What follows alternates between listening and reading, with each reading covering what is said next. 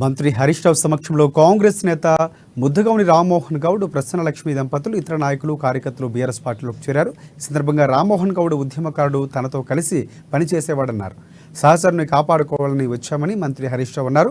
Rammohan గౌడ్కు BRS party తగిన ప్రాధాన్యతనిస్తుందని, ఆయన వెంట వచ్చే కార్యకర్తలకు తగిన అవకాశాలు ఉంటాయని చెప్పారు. పార్టీ ప్రతినిధిగా నేను ఇక్కడికి వచ్చానని చెప్పారాయన. అందుకు నేను బాధ్యత తీసుకుంటానని, మన ఇంటి సమస్య మనం పరిష్కరించుకుందామని మంత్రి హరీష్ రావు తెలిపారు.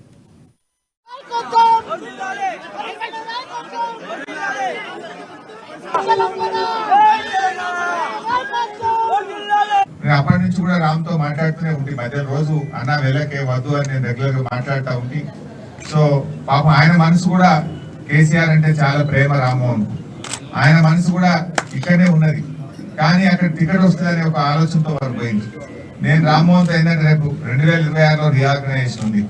ఖచ్చితంగా ఎల్బీ నగర్ ఇంకా 2వ 3వ కాన్స్టిట్యున్సీలు అవుతుంది. మరి లక్ష్మీ ప్రసన్న కూడా చాలా కష్టపడి వాళ్ళందరూ కూడా టీం పనిచేసి ఉన్నారు. నేను ఏం కోరుతున్నా అంటే వారికి భవిష్యత్తులో ఒక మంచి పదవి, రాష్ట్ర ప్రభుత్వంలో ఒక మంచి పదవి ఇవ్వడంతో పాటు మీ కార్యకర్తలు ఎవరైతే మన బీఆర్ఎస్ పార్టీ కార్యకర్తలు ఉన్నారో వారికి ప్రభుత్వ సంక్షేమ కార్యక్రమాల్లో కానీ, పార్టీ కార్యక్రమాల్లో కానీ, పార్టీ పదవులు